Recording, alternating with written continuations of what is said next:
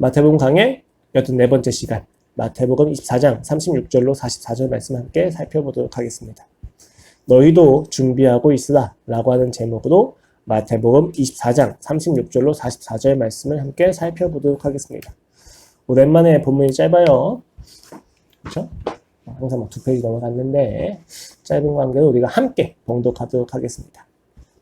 마태복음 24장 36절로 44절 말씀입니다. 시작. 그러나 그 날과 그때는 아무도 모르나니 하늘의 천사들도 아들도 모르고 오직 아버지만 아시느니라. 노아의 때와 같이 인자의 임함도 그러하리라. 홍수 전에 노아가 방주에 들어가던 날까지 사람들이 먹고 마시고 장가들고 시집가고 있으면서 홍수가 나서 그들 다 멸하기까지 깨닫지 못하였으니 인자의 임함도 이와 같으리라. 그때 두 사람이 밭에 있음에 한 사람은 데려가고 한 사람은 버려둠을 당할 것이요 두 여자가 맷도질을 하고 있음에 한 사람은 데려가고 한 사람은 버려둠을 당할 것이니라. 그러므로 깨어있으라. 어느 날에 너희 주가 임할는지 너희가 알지 못함이니라. 너희도 아는 바니 만일 집 주인이 도둑이 어느 시각에 올 줄을 알았더라면 깨어있어 그 집을 뚫지 못하게 하였으리라. 이러므로 너희도 준비하고 있으라. 생각하지 않은 때에 인자가 오리라. 아멘. 24장 1절로 35절, 그러니까 이전까지는 언제 성전이 무너질지에 대해서 묻는 제자들에게 예수님이 하시는 대답이에요. 그리고 예수님의 대답은 아직 그때가 안 왔으니까, 그리고 그때가 오면 너희가 감당할 수 없는 환란이 있으니까 너희가 견뎌야 된단다 라고 이야기를 하십니다. 그리고 심판받아 멸망할 거짓 가치부터 너희가 도망가야 된단다 라고 이야기를 하시면서 언제 성전이 무너지는지에 대한 대답을 마치십니다. 그리고 오늘 본문 제자들은 두 번째 질문에 대해서 예수님께서 대답하십니다. 그 대답은 36절부터 25장 46절까지 제시되는데 그들이 했던 질문은 간단합니다.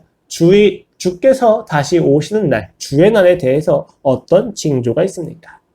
그 질문에 대해서 예수님은 세 가지로 나눠서 대답을 하십니다. 36절로 44절은 예수님께서 재림하시는 그 시기는 어느 누구도 알 수 없다라고 개론적으로 대답을 하시고 45절부터 25장 30절까지는 세 가지의 비유를 통해서 알 수 없는 재림의 시기를 어떻게 구체적으로 준비해야 되는지에 대해서 이야기를 합니다.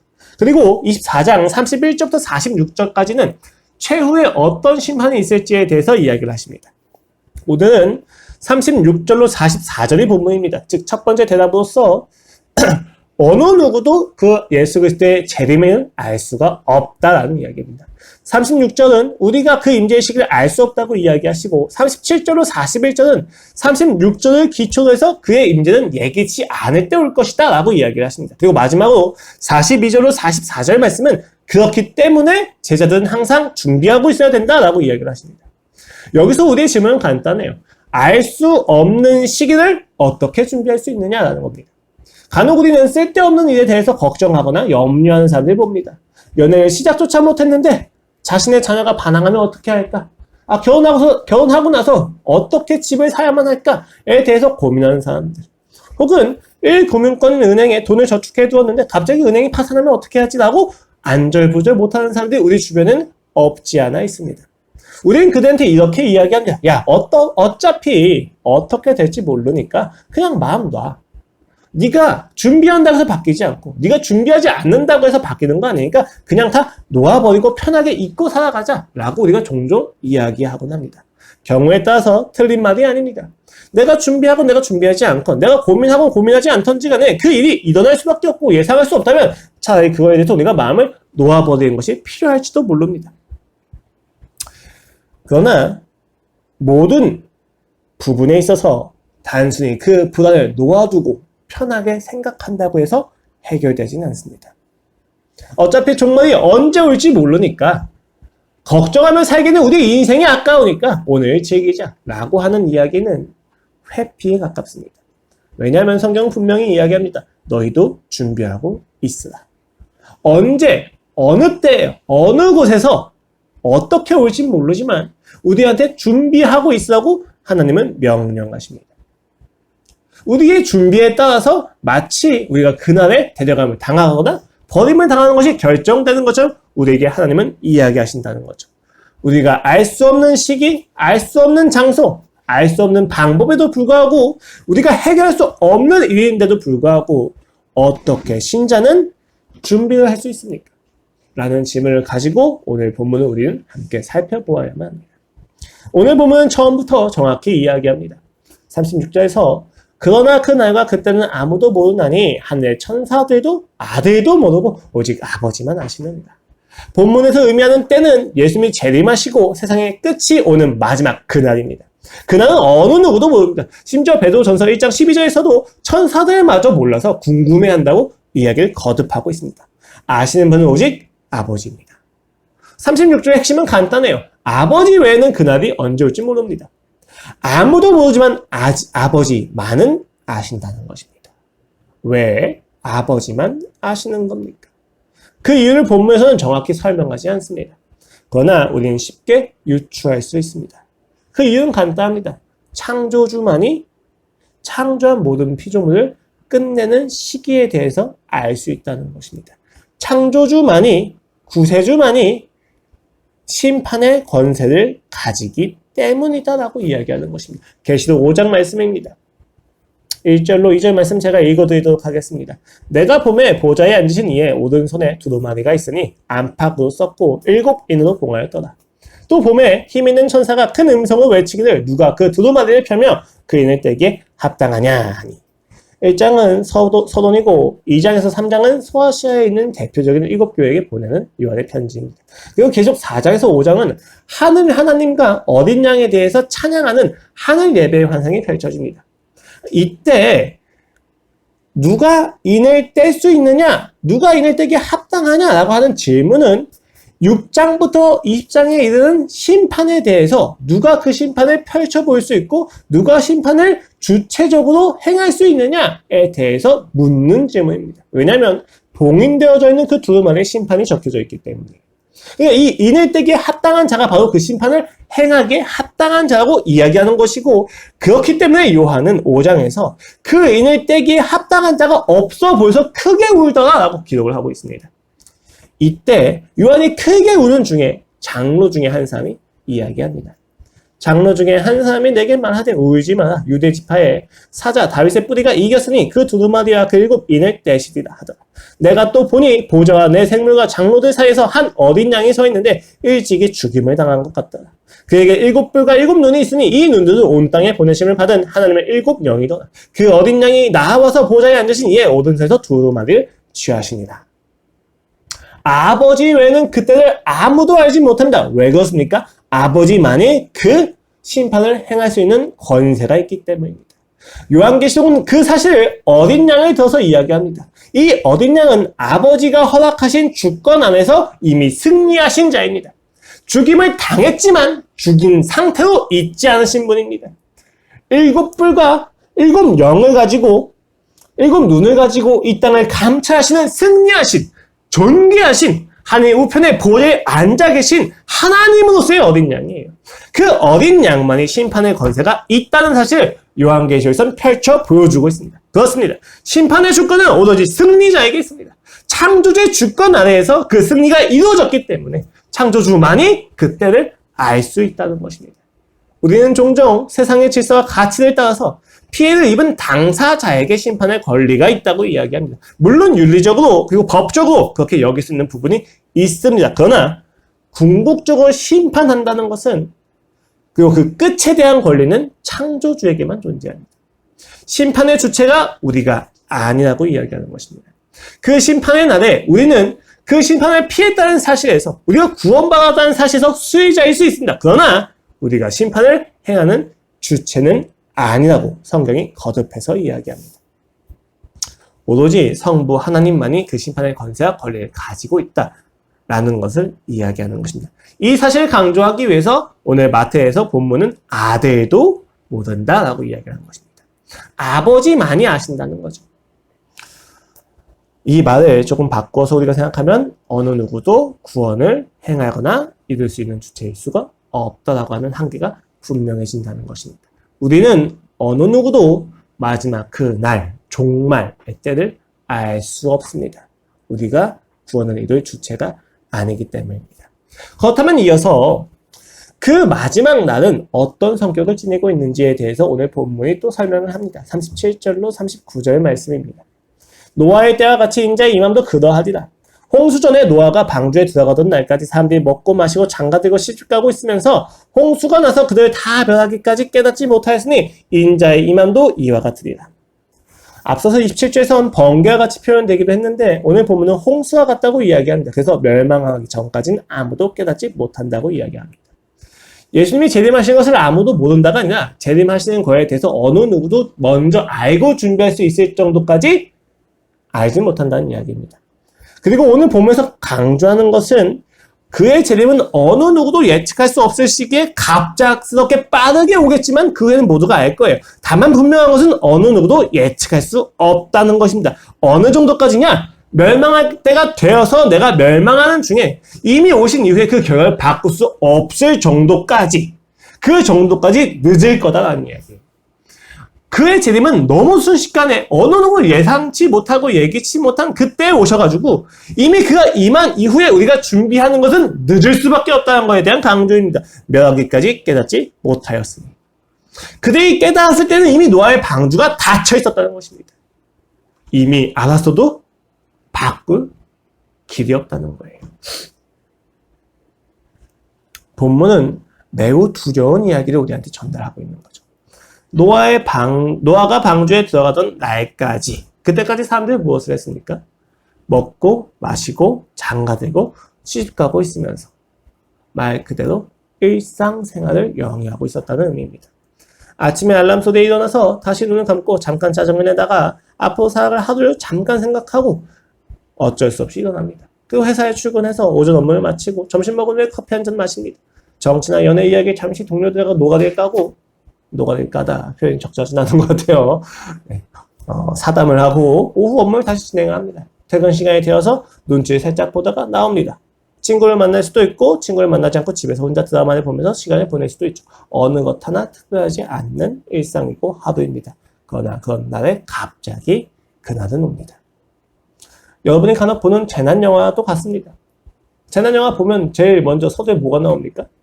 무언가 문제의 소지가 될 만한 한 구석에, 한 귀퉁이의 이야기를 잠깐 보여주고 나서 주인공들과 그 주변 인물들의 일상을 항상 보여주죠. 후회할 만한 일들이 있다는 것도 보여주고 왠지 그날은 마치 꼭 사랑하는 사람과 싸우는 날처럼 보여지게 됩니다. 그리고 그 외에는 굉장히 일상적인 하루하루입니다. 그런데 그 일상적인 하루하루가 얼마나 무참하고 비참하게 무너질 수 있는지에 대해서 재난영화는 보여주죠. 그렇습니다. 하나님의 그날은 일상 속에 임합니다. 여러분, 하인리 법칙이라는 것을 아십니까? 들어본 적이 있으실 거예요. 대형 사건 내지는 사고는 갑자기 일어나지 않는다는 것을 이야기할 때 쓰는 법칙입니다. 사람들이 잘 모를 뿐 항상 징조는 있었다라는 이야기죠. 하인리라고 하는 사람이 실제 보험회사에 다니면서 많은 사건과 사고를 접수하고 처리하면서 깨달은 법칙 중에 하나예요. 1대 29대 300이죠. 대형 사고가 한 건 일어났을 때 동일한 원인으로, 그 대형 사고를 일으킨 동일한 원인으로 29건의 가벼운 사고가 일어나고 또 동일한 원인으로 사고 직전까지 가는 아찔한 사건들이 300건은 발생한다는 이야기예요. 동일한 원인으로 말이죠. 동일한 원인으로 가장 큰 대형 사고가 하나 일어났을 때 29건의 가벼운 사건과 사고가 일어나지 않았지만 그 직전까지 가서 멈추었던 300건이 발생했다는 것입니다. 항상 징조가 있었다는 이야기. 그러나 오늘 예수님께서 말씀하신 그날은 징조가 없습니다. 발견할 수 없어 보입니다. 그냥 일상입니다. 갑작스럽게 임합니다. 마치 죽음과도 같습니다. 죽음이 어떤 성격을 지니고 있습니까? 우리의 생명을 위협하죠. 존재를 위협하는 비존재가 바로 죽음이잖아요. 언제, 어디서, 어떻게 일어날지 어느 누구도 확신할 수 없습니다. 죽음은 이 땅에 있는 모든 인간이 피할 수 없는 불가피한 내용입니다. 그러나 이 불가피한 내용이 언제, 어디서, 어떻게 올지 모르기 때문에 인간은 불안이 샘솟을 수밖에 없습니다. 언제, 어디서, 어떻게 우리의 인생을 마칠지에 대해서 우리는 알 수 없기 때문입니다. 미쳐버리는 거죠. 엄마 지갑에서 돈을 훔쳤어요. 그리고 엄마가 그것을 눈치챘다는 사실에 대해서 알게 되었습니다. 그럼 그날부터 해서 엄마가 나를 언제 혼낼까에 대해서 불안에 지새울 수밖에 없게 되는 거죠. 혼날 것은 분명한데 언제, 어디서, 어떻게 혼날지 모르기 때문입니다. 여기 주석 형제가 있는데 좋은 예시일 것 같아요. 싸움에서도 마찬가지고 격투기에서도 마찬가지라고 생각해요. 아무것도 준비하지 않은 상태에서 예상치 못한 것을 맞을 때하고 내가 이것을 맞겠다라고 생각하고 맞을 때하고는 전혀 다른 충격이죠. 준비하고 맞았을 때와 준비하지 않고 맞았을 때에는 그 차이는 그 한 경기의 승패, 성패를 가를 만큼의 중요한 이야기라고 생각을 합니다. 그렇습니다. 오늘 본문에서 이야기하는 갑작스럽게 임한다고 하는 그날의 성격을 우리가 보고 느껴야 될 것은 불안입니다. 한없는 불안, 끊임없는 불안을 우리는 지금 마주해야만 한다는 것입니다. 피하지 마십시오. 회피할 수 없습니다. 어느 누구도 그날을 피할 수 없을 것입니다. 그것은 죽음과도 같아서 정해져 있지만 동시에 어느 누구에게나 임의로 찾아올 수밖에 없습니다. 많은 사람들이 그 불안을 회피하고자 그 시기를 정확히 알려고 합니다. 어느 날 그 마지막 날이 오는 줄 알면 내가 조금 더 가치 있는 인생을 살 것 같다. 혹은 영원히 살 것처럼 일시적인 가치에 내가 영원한 것을 착각하고 살아갑니다. 자동차 한 대를 구입한 그 순간 일시적이고 사라질 수밖에 없는 것인데도 불구하고 이것이 나를 영원히 만족시킬 수 있는 것처럼 착각을 하고 살아갑니다. 왜 그렇습니까? 내 인생이 영원하지 않다는 것을, 그 불안을 마주하고 싶지 않기 때문이다. 혹은 해야만 하는 일을 차일피일 미룹니다. 항상 내일이 있을 것처럼. 그러나 어느 누구도 모릅니다. 내일이 꼭 올 거라고 어느 누구도 확신할 수 없습니다. 이 모든 안일함과 회피, 그 자기 방어에 대해서 오늘 본문은 이야기합니다. 너희가 한없이 불안해야 된다. 그 날은 어느 날 갑자기 임할 거란다. 일상 중에서 너희가 아무런 생각도 하지 않고 그냥 살아가는 그 일상의 영역 속에서 어느 날 갑자기 예수 그리스도가 재림하셔서 모든 것을 올스톱시킬 거다. 그때 너희는 준비된 것이 있느냐? 라고 묻고 우리에게 불안을 선사해주고 있는 것입니다. 그리고 본문은 예수님이 재림하신 결과로 어떤 일이 일어날지에 대해서 이야기해 줍니다. 40절 이하입니다. 그때 두 사람이 밭에 있으면 한 사람은 데려가고 한 사람은 버려둠을 당할 것이고 두 여자가 맷돌질을 하고 있으면 한 사람은 데려가고 한 사람은 버려둠을 당할 것입니다. 내용은 간단합니다. 예수님이 재림하셨습니다. 모든 것을 올스톱하시고 하시는 것은 데려가거나 버려두거나 둘 중에 하나입니다. 여기에 중간은 없습니다. 온 인류는 두 부류로 나누어질 것입니다. 누군가는 하나님과 함께 할 것이고 누군가는 하나님에게 버려짐을 당할 것입니다. 누군가는 구원받을 것이고 누군가는 멸망의 자리에서 함께 멸망당할 수밖에 없을 것입니다. 중간은 없습니다. 그분이 오셔서 갑자기 나한테 야 너 예수 그리스도 믿니? 라고 묻지 않으십니다. 너 나를 알고 있니? 라고 테스트하지 않으십니다. 마지막 날에 예수님이 오셔서 마지막 심판대 앞에서 우리를 하나하나 조목조목 판단하셔가지고 그 상태에서 합격점을 받은 사람들은 데려가시고 합격점이 없는 사람들은 버리시는 게 아니에요. 일상 중에 갑자기 오셔서 테스트와 이런 것들이 없는 상태로 구원을 받는 자들이 있고 구원을 받지 못하는 자들이 나눠질 것입니다. 돌이킬 수 없는 결과의 시기가 올 것입니다. 흥미로운 것은 데려감을 당하는 자도 일상을 살고 있었고 버려둠을 당하는 자도 일상을 살아가고 있었다는 것입니다. 오늘 본문을 보면 두 여자 모두 맷돌질을 하고 있는 중에 데려감을 당하고 버려둠을 당합니다. 우리는 종종 선택을 받은 백성과 신자는 그가 언제 오실지에 대해서 미리 예고를 듣고 그 시기를 알 수 있다고 생각을 합니다. 그래서 그 나이 되었을 때 선택받은 백성들은 따로 구별된 곳에서 그분을 맞이할 특별한 준비를 하고 있을 거라고 착각을 합니다. 그러나 오늘 성경에서 이야기한 것은 간단합니다. 구원받는 자나 구원받지 못하는 자나 똑같이 동일하게 일상을 살아갑니다. 많은 이단들이 잘못 착각을 하는 것들이죠. 오해하고 있는 부분 중에 하나예요. 종말이 오니까 그 종말을 우리가 특별하게 특수하게 준비하자라고 이야기하지만 소묵시록이라고 불려지는 마태복음 24장에서 이야기한 종말의 모습은 매우 일상적입니다. 특별한 장소에서 특별한 방법으로 준비하는 것에 대해서 오늘 본문은 이야기하지 않아요. 누구나 갑작스럽게 일상을 영위하다가 그 환난을 당하고 그 심판을 당할 거라고 이야기하고 있습니다. 장소는 모두 일상입니다. 신앙이 굉장히 드라마틱하고 극적인 무언가서 우리는 생각을 하게 됩니다. 내일 세상이 멸망한다면 나는 마지막까지 예배드릴 것이다. 나는 마지막까지 전도를 할 것이다. 라고 특수하고 특별한 일들에 대해서 생각을 합니다. 마지막이기 때문에 특별한 무언가를 더 해야만 한다고 생각하는 것입니다. 그러나 성경은 일상을 살아갈 것에 대해서 강조합니다. 이 이야기는 너희가 일상을 안일하게 살아라 라고 하는 이야기가 아니라 매일매일 일상을 후회가 없을 정도로 예배하며 살아가야만 한다는 것을 이야기합니다. 많은 사람들이 평소에는 안일하게 살다가 마지막 날이 되면 그때 특수하게 준비해야 된다고 생각을 합니다. 그러나 성경이 이야기하고 요구하는 것은 매일매일을 그렇게 특수하게 열심을 가지고 살아가라는 이야기입니다. 그것은 매우 일상적입니다. 무료하고 지긋지긋해 보이는 그 반복되고 단조로운 삶을 성경은 지나치지 않습니다. 오히려 그날을 강조합니다. 드라마틱하게 극적인 반응에 대해서 이야기하지 않습니다. 두 여자 모두 맷돌질을 하고 있었습니다. 추수한 곡식을 갈고 있는 중에 갑자기 대적함을 당했고 갑자기 버림을 당한 것입니다. 이러한 일상에 대한 강조는 이어지는 본문의 명령, 준비하라 라고 하는 것이 어느 자리에서 시행이 되어야만 하는지에 대해서 배경을 제공해주고 있습니다. 42절에서 이야기합니다. 그러므로 깨어있으라. 어느 날에 너희 주가 임하는지 너희가 알지 못함이니라. 명령은 명확합니다. 그러므로 라고 이야기하고 있습니다. 무엇을 의미합니까? 앞서서 주님이 다시 오시는 그날은 아버지만이 아시고 우리는 모른다. 그리고 그날은 갑작스럽게 와서 구원받는 자나 버림받는 자나 모두 일상의 자리에서 확인하게 될 것이다. 그러니까 깨어있어라. 그러므로 깨어있어라. 너희가 알지 못하고 언제 올지 예기치 못하기 때문에 너희는 깨어있어야 된다라고 경계를 촉구하고 있습니다. 어차피 아무도 그때를 모르고 그리고 그날은 아무도 모르는 상태에서 갑자기 올 거예요. 일상적인 날이란 말입니다. 이 사실이 우리로 하여금 방종으로 이끄지 않는다는 것을 보면 정확히 이야기합니다.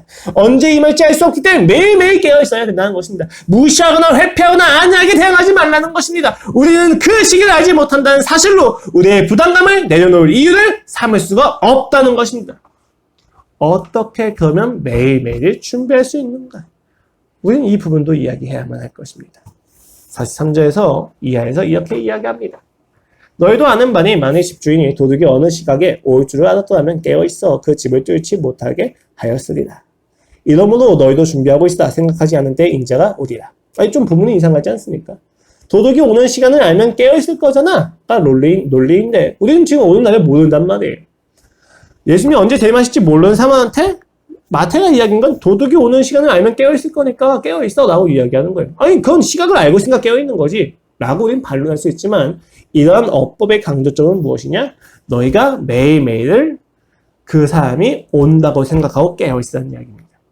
매일매일 도둑이 찾아온다고 생각을 한다면 우린 매일매일 집안의 경계를 강화시킬 것입니다. 그렇게 우리가 이 땅을 살아가야만 한다는 것입니다. 매일을 마지막 날을 사는 것처럼 살아야 된다는 것이죠. 성경의 본문은 그리고 성경에서 요구하는 율법은 우리가 생각한 것보다 기준이 매우 높습니다. 안일하지 않고 또 쉽지 않습니다. 가볍지 않아요. 굉장히 무겁고 높은 수준의 기준을 요구합니다. 우린 그것을 무시하지 말아야만 합니다. 그것을 어떻게 지킬 수 있느냐에 대해서 우리가 따로 논의할 필요가 있는 거지만 적어도 그 기준이 바리새인과 서기관이 단순히 율법주의를 가지고 자신의 신앙을 증명하는 것보다 훨씬 더 높은 수준에 있다는 건 역시 우리는 알고 있어야만 합니다. 오늘 본문에서 이야기하는 율법은 굉장히 강력합니다. 너희가 어느 때 그 예수 그리스도가 재림하실진 모르겠지만 너희는 매일매일 예수 그리스도께서 재림하시는 것처럼 살아야만 된다고 이야기합니다. 우리에게 경계심과 경각심을 깨워주는 말씀인 겁니다. 많은 사람들이 기독교의 종말론을 마지막 날의 특성과 징조 그리고 그 시기에 대한 것이라고 특정을 짓고 오해합니다. 그러나 모든 성경에 기록된 종말론들, 종말에 대한 모든 이야기들의 특징은 오늘 너희가 열심히 살아야 된다는 겁니다.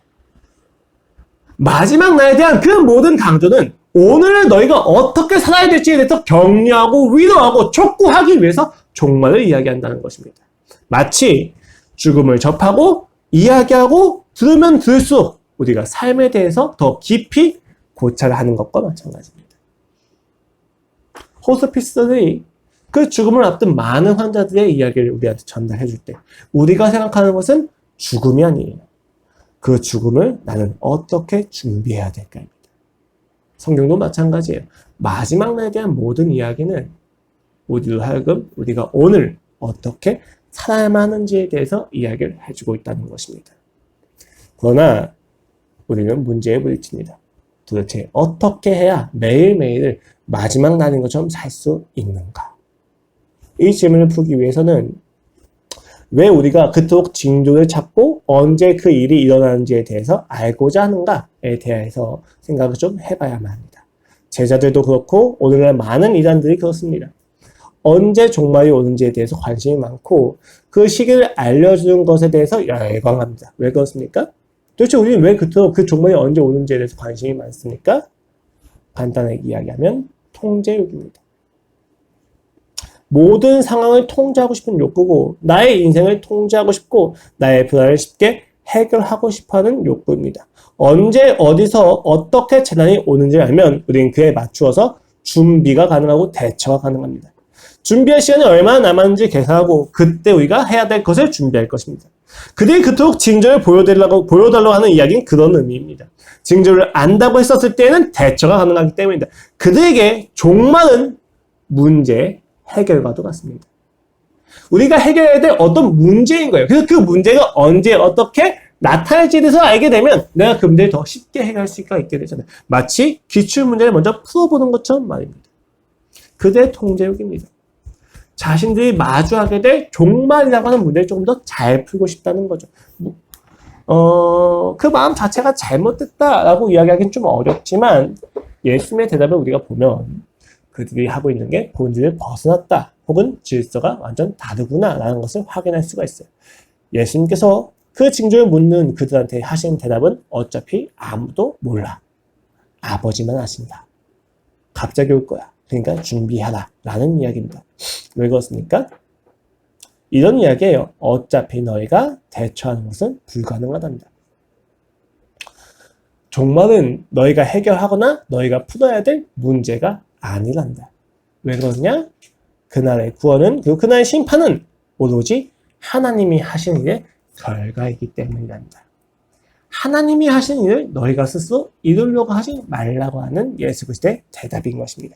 이것이 바로 세상과는 다른 하나님 나라의 질서입니다. 세상은 마지막 날을 예수님께서 재림하신 그 날을 비인격적으로 그리고 문제와 해결의 차원에서만 생각을 하고 있습니다. 얼마나 열심히 살았는지를 확인하는 마지막 심판 때인 것처럼 이렇게 생각을 하는 거예요. 마지막 날의 시기를 알고 징조를 내가 찾는다면 나는 그 문제를 잘 해결할 수 있어. 내가 이때부터 열심히 살아야지. 내가 32살까지 막 살았지만 이제 그 예수 그리스도의 종말에 70세는 올 거니까 나의 인생의 절반 이상은 열심히 선하게 살았을 때 나는 그 심판대 앞에서 당당할 수 있을 거야 하고 우린 착각을 한다는 거예요. 무엇을 착각하고 있는 것입니까? 종말이 마치 내가 해결하고 내가 판단받아야만 하는 어떤 문제인 것처럼 생각하고 있다는 거예요. 그러나 오늘 예수님께서 이야기하시는 종말은 아버지만 아시는 그날입니다. 매우 관계적인 날이에요. 그날은 문제가 아니라 만나는 날입니다. 오직 아버지만 아신다고 하는 표현은 매우 관계적이고 인격적인 표현입니다. 그것은 그날에 문제를 해결할 수 있는 실력과 능력이 있다고 해서 이루어질 수 있는 것이 아닙니다. 평소에 지속적으로 하나님 아버지와 관계가 유지되어 있을 때에만 우리는 종말을 누릴 수 있다는 것입니다. 제자들은 징조를 묻지만 예수는 징조가 없는 일상을 대답하십니다. 왜냐하면 그들이 이 땅에서 종말을 준비하는 태도는 문제를 해결하는 수험생의 자세가 아니라 아버지를 기다리는 아들의 자세이어야만 하기 때문입니다. 어느 누구도 아버지를 대할 때 자신이 유산을 받기에 합당한 자인 것을 마지막에 증명하려고 발버둥치는 것처럼 살아갈 수 없습니다. 그것은 옳지 않습니다. 성경에서 이야기하는 아버지를 대하는 태도는 문제를 해결하거나 유산을 상속받기 위해서 위선을 부리는 것을 이야기하지 않습니다. 정말로 아버지를 사랑하고 아버지가 나를 사랑하는 것을 누리는 관계로서 이야기한다는 것입니다. 하나님 나라의 구원은 문제를 해결하는 것처럼 주어지지 않습니다. 평소에 이미 하나님을 아버지로 여기고 있고 아버지로서 누리는 관계가 있어야만 합니다. 그것은 필연적으로 과정을 필요로 합니다. 인격이기 때문이에요. 관계성이기 때문이에요. 인격과 관계는 어느 날 한순간에 이루어질 수 없습니다. 지속적으로 교제해야 하는 만큼만 누려지는 내용인 거예요. 신앙이 왜 그토록 힘이 드냐? 바로 이런 부분들 때문입니다. 많은 사람들이 신앙을 문제를 해결하는 방식이나 기준으로 제시하고 싶어 하지만 성경이 이야기하는 신앙의 모든 본질은 인격적 관계로 설명이 됩니다. 이것이 우리한테 굉장히 힘든 이야기예요. 이것이 바로 개신교의 독특성이기도 합니다. 여타 종교들은 모든 경전에 어떻게 해야 구원을 받을 수 있는지에 대해서 자세히 기록합니다. 유교의 4서 3경도, 4서 5경도 마찬가지고 3경, 5경 둘 다 맞는 말이에요. 범위를 어떻게 하냐에 따라서 달라지는 거지. 불교의 모든 법전들도 마찬가지입니다. 그리고 우리가 코란이라고 이야기한 것도 마찬가지예요. 모두 다 그 내용이 무엇입니까? 우리가 어떻게 해야 구원을 받을 수 있는지에 대해서 이야기합니다. 구원을 문제인 것처럼 이야기하고 마지막 날을 해결해야 될 무언가처럼 이야기합니다. 그러나 성경은 다릅니다. 성경이 이야기하고 있는 내용은 간단합니다. 어떻게 해야 구원을 받느냐? 아니요. 성경이 이야기한 바는 누가 구원을 주느냐에 대한 이야기입니다. 그 누구냐에 대해서 더 관심이 많아요. 무엇이 우리를 구원하느냐가 아니라 누가 우리를 구원하느냐에 대해서 성경은 집중을 하고 그 누구이신 하나님이 어떤 분이신지에 대해서 우리한테 이야기한다. 왜 그렇습니까? 우리가 누려야 될 구원은 관계성을 기초로 하고 있기 때문입니다. 인격적인 관계라는 거예요. 만약에 여러분 우리가 이 땅에서 하나님과 인격적인 관계 하나도 없는 상태에서 하나님과 함께하는 그날에 들어갑니다. 그것은 우리한테 지옥과도 같을 것입니다. 이 땅에서 하나님을 내가 전혀 알지 못하는데 내가 영원히 하나님하고 살아야 돼요. 영원히 불편한 상황으로 살아가게 되는 거죠. 이것은 우리에게 지옥과도 같습니다. 천국이라고 하는 것은 결국 하나님 아버지와의 우리의 인격적인 관계가 얼만큼 기초가 되어 있는지를 묻는 이야기입니다. 여러분 준비하셔야만 합니다. 무슨 이야기입니까? 보다 윤리적으로, 보다 도덕적으로 살라는 이야기입니까? 아닙니다. 여러분이 가지고 있는 모든 소유를 교회에 헌납하라고 이야기하는 것입니까? 아닙니다. 여러분이 지금 섬기고 있는 모든 교회 목회자를 열심히 따르고 헌신이 다해서 따르고 봉사하라는 이야기입니까? 아닙니다. 종말을 준비하라고 하는 이야기는 여러분의 삶에서 하나님 아버지, 그 종말의 시기를 아시는 유일한 분 하나님 아버지하고 관계를 더 깊이 친밀하게 해야만 한다고 이야기하는 것입니다. 우리는 모두 마지막 날 그 앞에 하나님 앞에 서게 될 것입니다. 예수님은 재림하시고 모든 세상의 가치들이 무너져서 찰나가는 시간의 종언을 우리는 듣게 될 것입니다. 그리고 영원함이 시작될 것입니다. 이때를 준비하는 그리스도인의 자세는 간단합니다. 매일매일이 마지막 날인 것처럼 하나님 아버지와의 관계를 도모하는 것입니다. 그가 내게 무엇을 원하시고 그가 나를 통해서 무엇을 생각하시고 어떤 일을 하기 원하시며 어떤 성품을 지니셨는지 끊임없이 묻고 듣고 추구해야만 한다는 것입니다. 이것이 바로 바울이 이야기하는 신자의 가치관이기도 합니다. 빌립보서 1장 23절 말씀입니다. 그 둘 사이에 끼었으니 차라리 세상을 떠나서 그리스도와 함께 있는 것이 훨씬 더 좋은 일이다. 그렇게 하고 싶으나 여기서 이야기하는 바울의 이야기는 무엇입니까? 둘 사이에 끼었으니 즉 사는 것과 죽은 것 사이에 자기가 끼어 있다고 생각합니다. 예수 그리스도께 내가 그냥 나아가는 것하고 여기에 있는 불완전한 신자들과 교회의 지체들과 함께 있는 것하고 내가 사이에 끼어서 차라리 이 세상을 떠나서 내가 예수님과 함께 있는 것이 나에게 더 유익이다 라고 지금 바울은 이야기하는 거예요. 그러나 그는 이어서 이야기합니다. 내가 육신으로 있는 것이 다 너희를 위하여 더 유익하리라. 내가 빨리 죽어서 예수님과 함께 있고 싶은데 너희하고 함께 있는 것이 더 유익하기 때문에 그는 그 유익을 알고 있다라는 거죠. 이해할 수가 없어요. 왜요? 그들과 함께하는 것이 그들에게 더 유익하다 할지라도 나는 빨리 죽어서 모든 고통과 비난들로부터 벗어나는 것이 더 행복한 것 아닙니까? 바울이 해야 될 가장 큰 행위, 신앙적 결단은 사실 선교가 아니라 자살이지 않았습니까? 빨리 죽어서 예수를 만나는 것, 그것만큼 그에게 영광된 일이 어디 있었겠냐는 것입니다. 그러나 그는 죽지 않습니다. 왜 그렇습니까? 그 이유가 무엇입니까? 20절에서는 이렇게 이야기합니다. 나의 간절한 기대와 소망을 따라 아무 일에든지 부끄러워하지 아니하고 지금도 전과 같이 온전히 담대하여 살든지 죽든지 내 몸에서 그리스도가 존귀하게 되게 하려 하리니. 그의 중심은 간단합니다. 그리스도가 존귀해지는 것입니다. 스스로가 고통에서 벗어나는 것이 그에게는 중요하지 않습니다. 내가 사랑하고 나를 사랑하신 그 예수 그리스도가 존귀하게 된다면 나는 살아도 좋고 죽어도 좋다. 특정 어떤 인물들은 이렇게 이야기합니다. 우리의 인생의 유일한 하나님의 목적이 하나님을 조금 더 알고 사랑하는 것이고 영광을 누리는 것이면 우리는 모두 다 자살해야 된다. 그런데 우리가 이 땅에 남아있지 않느냐? 왜? 하나님께서 사명을 주셨기 때문이다. 우리가 어떤 일을 이루게 하시기 위해서 하나님은 우리를 자살시키지 않으신다. 라고 이야기를 해요. 아닙니다. 그렇지 않아요. 여러분 생각을 해보십시오. 우리가 이 땅에 남겨진 이유는 하나님을 아는데도 불구하고 자살하지 않고 이 땅에 남겨진 이유는 분명히 어떤 일을 행하고 수행하기 위함입니다. 그러나 이 일을 수행하는 건 역시도 그 연장은 하나님을 조금 더 알고 사랑하기 위함입니다. 아버지가 그 자녀를 평생 품 안에 끌어안고 사는 것이 아니라 독립을 시키는 이유와 같습니다. 하나님 우리가 이 땅에서 하나님께서 맡기신 그 일을 수행하는 것을 통해서 하나님 그 자신이 더 기뻐하길 원하십니다. 단순히 집 안에서만 아버지를 기뻐하는 인생을 원하지 않으세요. 하나님은 우리가 이 집 밖을 벗어나서 살아갔을 때에도 하나님을 기뻐하는 인생을 원하셨단 말입니다. 그렇기 때문에 바로 이야기할 수 있는 거예요. 내가 사나 죽으나 그리스도가 존귀하게 되게 하려 하는. 같은 논리를 가지고 그는 바로 앞에서도 이야기합니다. 자신을 두고 반대하는 자도 있고 찬성하는 자도 있고 비난하는 자도 있고 칭찬하는 자도 있습니다. 그러나 바로 모두 괜찮아요. 왜 그렇습니까? 그러면 무엇이냐? 거치대로 하냐? 참으로 하나? 무슨 방도로 하든지 전파되는 것은 그리스도니 이로써 나는 기뻐하고 또한 기뻐하리라. 그가 기뻐하는 것은 그들이 나를 찬성한다. 그들이 나를 인정한다가 아니에요. 바울이 감옥에 갇혔을 때 봐라. 저 바울이 저렇게 고난받는 것을 봤을 때 사도일 수 없다. 그는 우리를 배신했던 변절자이지 않느냐? 라는 이야기가 있어서 각자의 당파가 생겨서 각자가 전도를 하고 살아가는 그 인생 속에서 바울이 이야기한 것은 야 그래도 좋고 저래도 좋고 나를 칭찬해도 좋고 나를 비난해도 좋고 나는 그리스도가 전해지니까 나는 기쁘다라는 거예요. 그의 삶의 중심은 자기가 사랑하고 자기가 인격적으로 관계 맺고 있는 그리스도의 영광이 있었다는 것입니다. 우리가 종말을 준비한 자세도 이와 같습니다. 우리가 마지막 날을 준비한 자세도 이와 같습니다. 그 마지막 날에 어떤 일이 일어날지, 어떻게 임할지, 또 어떻게 내가 더 특별하고 헌신할 수 있을지에 대한 관심은 하나도 없습니다. 우리 마지막 날을 준비하는 유일한 자세는 그 하나님을 빨리 만나고 싶다입니다. 내가 지금 만나고 있는 그 하나님을 내일 만나고 싶다는 이야기입니다.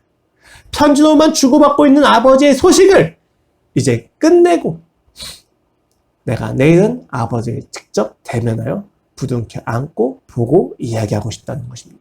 그것이 바로 그리스도인이 종말을 준비하는 자세입니다. 그렇게 아버지를 만나는 날이 종말이라면 우리가 오늘날 준비해야 될 가장 바른 자세는 매일매일 아버지에게 편지를 쓰고 매일매일 아버지의 편지를 받아 아버지의 성품을 묵상하는 것입니다. 그것이 바로 우리가 누려야만 할 구원의 이야기입니다. 그래서 신자는 일상을 살아갈 수 있습니다. 여러분의 일상 속에서 더욱 하나님을 찾으십시오. 그것이 우리에게 명령이 되어진 준비하는 것을 잊지 마십시오. 기도하고 마치겠습니다. 하나님 아버지, 오늘도 우리가 주님 앞에 섭니다. 주님,